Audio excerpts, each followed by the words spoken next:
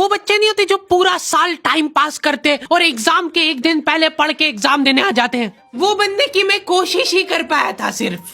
मैंने सोचा था आखिरी रात मेरी है, रात भर मैं पूरा सिलेबस चाट जाऊंगा, पर मैं एग्जाम के एक दिन पहले ही बीमार पड़ गया। सर्दी हो गई मेरे को, तो मैंने सोचा ठीक है अभी थोड़ा रेस्ट करते, सुबह उठ के पढ़ाई करेंगे। नाक बंद हो गई भाई, नींद ही नहीं आ रही है। फिर पापा आके मेरे को ट्रिक बताते हैं कि अगर राइट वाली नाक बंद हो रही है ना तो लेफ्ट साइड करवट करके सो जा, फिर गहरी सांस ले, तो ये जो है ना राइट वाली खुल जाएगी और लेफ्ट वाली बंद हो जाएगी। फिर लेफ्ट वाली अगर खोलना है तो राइट साइड करवट करके सो जा। पूरी रात करवटें बदलता रह गया मैं। सुबह रास्ते में जाते जाते पढ़ रहा हूँ मैं, क्योंकि बाकी बच्चे भी यही कर रहे थे। बच्चों को लग रहा है कि भाई जितना हम लोग साल भर में नहीं पढ़े उतना हम लोग रास्ते में जाते हुए पढ़ लेंगे। रास्ते में ऐसे कॉपियां लेके घूम रहे जैसे इनसे ज्यादा पढ़ाकू कोई हो ही ना। सुबह हम सब लोग सेंटर लेट पहुंचे,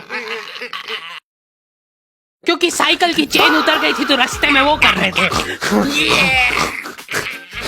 और क्वेश्चन पेपर भी लेट हो गया था उस दिन।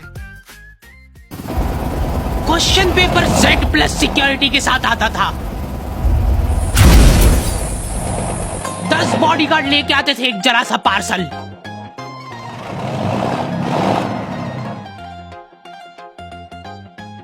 और फिर देने के बाद बोलते थे ये असली पार्सल नहीं है। असली नहीं है तो जोर से भी बोल सकते हो, ये असली पार्सल नहीं है। ये लोग पता नहीं किसी को तो गुमराह करने की कोशिश कर रहे थे। इनको डाउट था कि इतनी सिक्योरिटी के बाद भी कोई पेपर चोरी कर लेगा, तो ये लोग इतनी सिक्योरिटी में नकली पेपर लेके आए। असली पेपर तो एक और बॉडीगार्ड नाले में तैरता हुआ लेके आ रहा है। ये पानी पेचकस किसने डाले नाली में? ये लो। मजाक कर रहे थे हम तो, यही है असली क्वेश्चन पेपर। जाओ बांट दो फटाफट।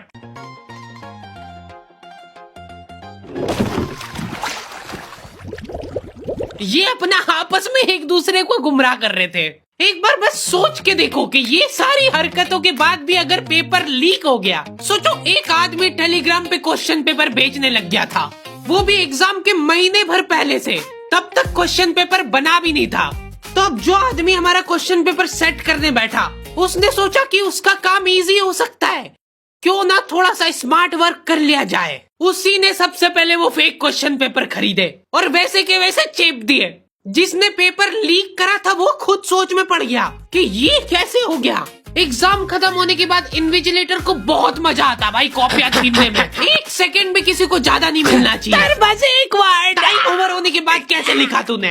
एक बच्चे ने खुद से कॉपी दे दी तो इनको डिसरिस्पेक्टफुल महसूस हो गया था। उसको वापस से कॉपी दे दी कि लिख ले थोड़ी देर और। जैसे लिखने लगा वापस छीन ली।